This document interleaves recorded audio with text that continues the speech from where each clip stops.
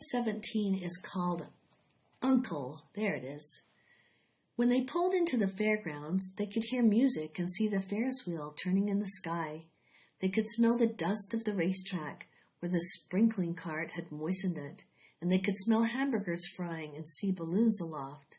They could hear sheep blatting in their pens. An enormous voice over the loudspeaker said, "Attention, please. Will the owner of a Pontiac car, license number H12439, please move your car from the fireworks shed?" "Can I have some money?" asked Fern. "Can I too?" asked Avery. "I'm going to win a doll by spinning a wheel, and it will stop at the right number," said Fern. "I'm going to steer a jet plane and make it bump into another one." "Can I have a balloon?" asked Fern. "Can I have a frozen custard and a cheeseburger and some raspberry soda pop?" asked Avery. "You children be quiet until we get the pig unloaded," said Mrs. Arable. "Let's let the children go off by themselves," suggested Mr. Arable. "The fair only comes once a year." Mr. Arable gave Fern 2 quarters and 2 dimes. He gave Avery 5 dimes and 4 nickels. "Now run along," he said, "and remember, that money has to last you all day. Don't spend it all the first few minutes. And be back here at the truck at noontime so we can all have lunch together. And don't eat a lot of stuff that's going to make you sick to your stomachs."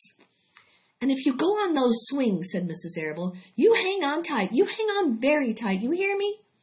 "And don't get lost," said Mrs. Zuckerman. "And don't get dirty." "And don't get overheated," said their mother. "And watch out for pickpockets," cautioned their father. "And don't cross the racetrack when the horses are coming." The children grabbed each other by the hand and danced off in the direction of the merry-go-round, toward the wonderful music and the wonderful adventure and the wonderful excitement into the wonderful Midway, where there would be no parents to guard them and guide them, and where they could be happy and free to do as they please. Mrs. Arable stood quietly and watched them go. Then she sighed and blew her nose. "Do you think it's really all right?" she asked. "Well, they've got to grow up sometime," said Mr. Arable, "and a fair is a good place to start, I guess." While Wilbur was being unloaded and taken out of his crate and into his new pig pen, crowds gathered to watch.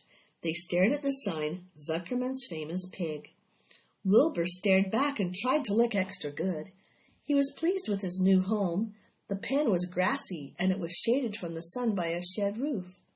Charlotte, watching her chance, scrambled out of the crate and climbed up a post to the underside of the roof. Nobody noticed her. Templeton, not wishing to come out in broad daylight, stayed quietly under the straw at the bottom of the crate.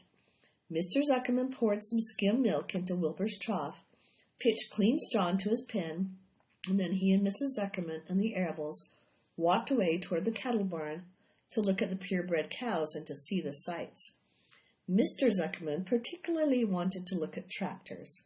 Mrs. Zuckerman wanted to see a deep freeze. Lurvy wandered off by himself, hoping to meet friends and have some fun on the Midway. Well, this part's crazy. As soon as the people were gone, Charlotte spoke to Wilbur. "It's a good thing you can't see what I see," she said. "What do you see?" asked Wilbur.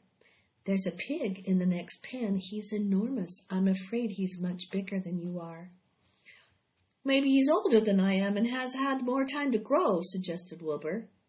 Tears began to form in his eyes. "I'll drop down and have a closer look," Charlotte said.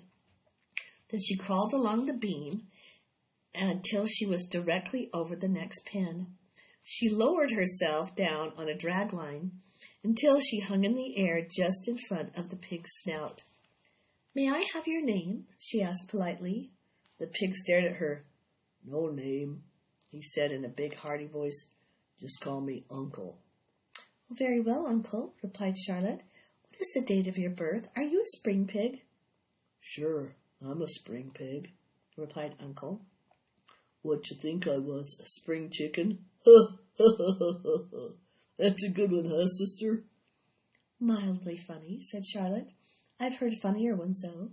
Glad to have met you, and now I must be going." She ascended slowly and returned to Wilbur's pen. "He claims he's a spring pig," reported Charlotte, "and perhaps he is. Only thing is certain, he has a most unattractive personality. He is too familiar, too noisy, and he cracks weak jokes. Also, he's not anywhere near as clean as you are, nor as pleasant. I took quite a dislike to him in our brief interview. He's going to be a hard pig to beat, though, Wilbur, on account of his size and weight. But with me helping you, it can be done." "When are you going to spin a web?" asked Wilbur. "This afternoon late, if I'm not too tired," said Charlotte. "The least things tire me these days. I don't seem to have the energy I once had. My age, I guess." Wilbur looked at his friend. She looked rather swollen and seemed listless. "I'm awfully sorry to hear that you're feeling poorly, Charlotte. Perhaps if you spin a web and catch a couple of flies, you'll feel better." "Perhaps," she said wearily, "but I feel like the end of a long day." Clinging upside down to the ceiling, she settled down for a nap, leaving Wilbur very much worried. All morning people wandered past Wilbur's pen.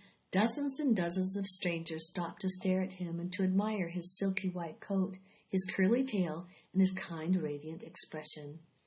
Then they would move on to the next pen, where the bigger pig lay.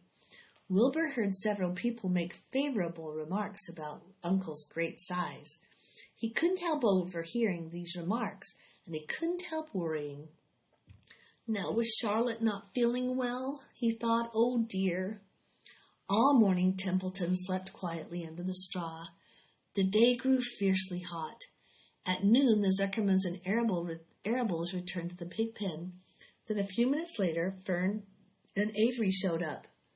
Fern had a monkey doll in her arms and was eating Cracker Jack. Avery had a balloon tied to his ear and was chewing a candied apple. The children were hot and dirty. Isn't it hot?" said Mrs. Zuckerman. "It's terribly hot," said Mrs. Arable, fanning herself with an advertisement of a deep freeze. One by one they climbed into the truck and opened lunch boxes. The sun beat down on everything. Nobody seemed hungry. When of the judges going to decide about Wilbur?" asked Mrs. Zuckerman. "Not till tomorrow," said Mr. Zuckerman. Lurvy appeared, carrying an Indian blanket that he'd won. "Just what we need," said Avery, "a blanket." "Of course it is," replied Lurvy, and he spread the blanket across the sideboards of the truck to make a little tent. The children sat in the shade under the blanket and felt better. After lunch, they stretched out and fell asleep.